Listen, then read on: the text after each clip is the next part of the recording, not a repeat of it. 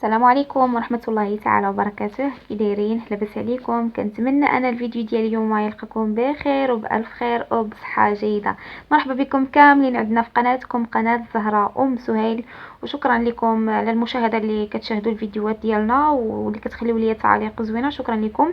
كما كتشوفوا اليوم غنقدم لكم واحد الحلوه اللي كتجي ساهله وكتجي بمقادير بسيطه يعني والمذاق ديالها راه ما نقولش لكم، راه كتجي رائعه. كنتمنى انكم تجربوها وتردوا عليا كيفاش جاتكم. كما كتشوفوا عندي هنايا خديت واحد الاناء درت فيه 3 ديال البيضات يكونوا بحراره المطبخ.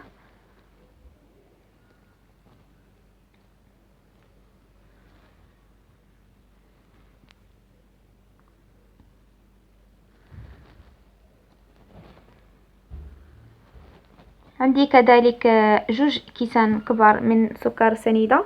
بالنسبه اللي بغى يدير كميه ديال السكر اقل يديرها. عندي كذلك كاس من زيت المائده. بالنسبه للكاس فانا كناخذ كاس ديال العنبه.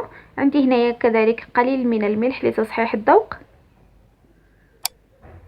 وعندي كذلك هنايا الزبده اللي حتى هي يستحسن انها تكون بحراره الغرفه باش ما تعذبكمش. كما شفتوا دابا شويه الجو مره بارد مره سخون.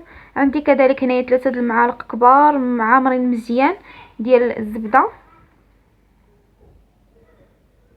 فانا خلطت ما بين الزبده يعني كما قلت لكم تستعملوا اي زبده بغيتو ديال البواطه، بغيتو ديال اللي كتكون في داك الكاريط ديالها. اي زبده كتفضلوا تخدموا بها كتخدموا بها.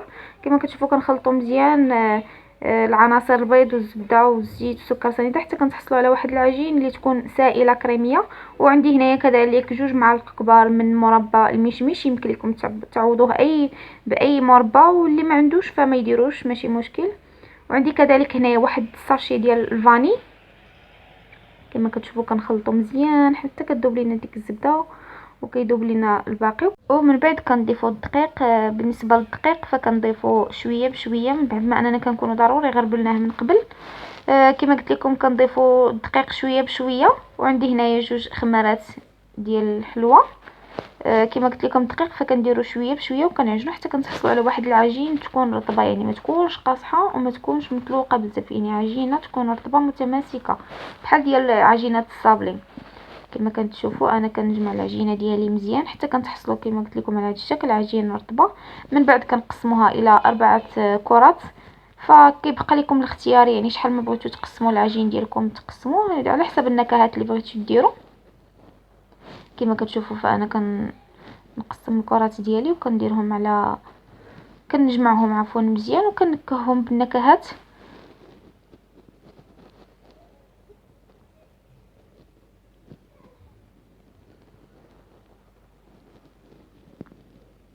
كما كتشوفوا كناخذوا الكره الاولى كنديروا فيها واحد فلو ديال الفريز.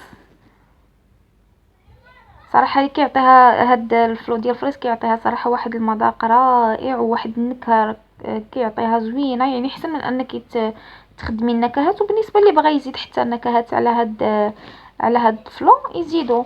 فكيبقى لكم الاختيار. كنعجنوا مزيان داك الفلو حتى يذوب معنا في العجين.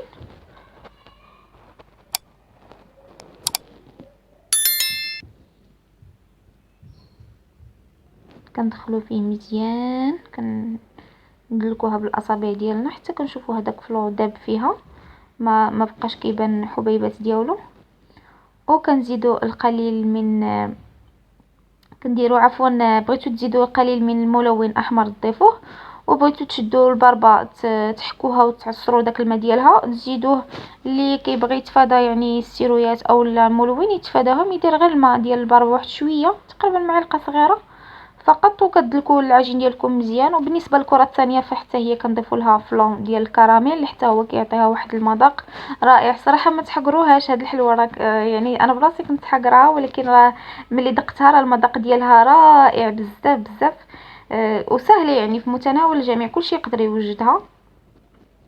كما كتشوفوا كندخلوا في العجين الثانيه حتى هي فلون ديال الكراميل كندلكو مزيان بالاصابع ديالنا وكنشكلوا كذلك حتى هي على شكل كريات.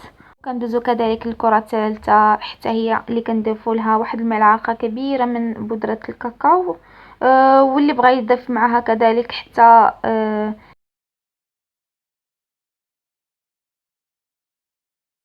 اولا اللي بغى يدير فلون كذلك ديال الشوكولاته، فكيبقى لكم الاختيار. يعني انا اكتفيت هنا غير بالشوكولات، فبغيتو ديروا شوكولاته المر اولا داك الكاوبل كيديروا، اولا داك اللي كيديروا الدراري الصغار، يعني كل واحد باش بغى ينكه. فانتوما اللي كيبقى لكم الاختيار بالنسبه للمتواجد عندكم في الدار كتستعملوه. كما كتشوفوا انا شكلت الكريات ديالي على 3، وبالنسبه للرابعه فانا كنخليها هكاك، يعني ما كنكهها حتى شي حاجه. بغيتو ديروا غير يعني تنكهوها غير بهاد 3 النكهات ديروها. كما كتشوفوا العجين ديالنا كناخذ واحد شويه منه كنشكلو على شكل الكره، وكناخذ ديك القطعه ديال الشهده وكنطراسي بها الحلوه ديالي، وكتجيني على هذا الشكل. كناخذ واحد الصفيحه ديال الفرن اللي كنستفوا فيها الحلوه ديالنا، كما كتشوفوا الشكل الثاني. فبالنسبه للحجم فكيبقى لكم الاختيار، يعني بغيتو ديروا هاد الحلوه كبيره اولا تصغروها ولا متوسطه، فانتوما كيبقى لكم الاختيار كما كتشوفوا. بالنسبه للشكل فيمكن لكم تشكلوها كما بغيتو، يمكن لكم ديروا لها غير بحال حلوه ريش بوند، يعني وحده فوق وحده. فاي قطعه كانت عندكم في الدار يمكن لكم تستعملوها، فماشي ضروري هذه ديال الشهده. كنستمروا في العجين على هذا الشكل حتى كنتحصلوا على هذا الشكل هذا. من بعد كندخلوها الفران على نار مهيله كطيب من الفوق، كطيب عفوا كنطلعوها من الفوق وكنهبطوها لتحت باش كتاخذ واحد شويه اللون دابغي، كتشد فيها شويه الطياب. من بعد ما ملي كنتهيو من الطهي ديالها كنخليوها تبرد وكنلاقي وحده مع وحده بنفس اللون بمربى، اي مربى كان عندكم، وكنزينوها الجناب ديالها بالكوك وكنقدموها على هذا الشكل.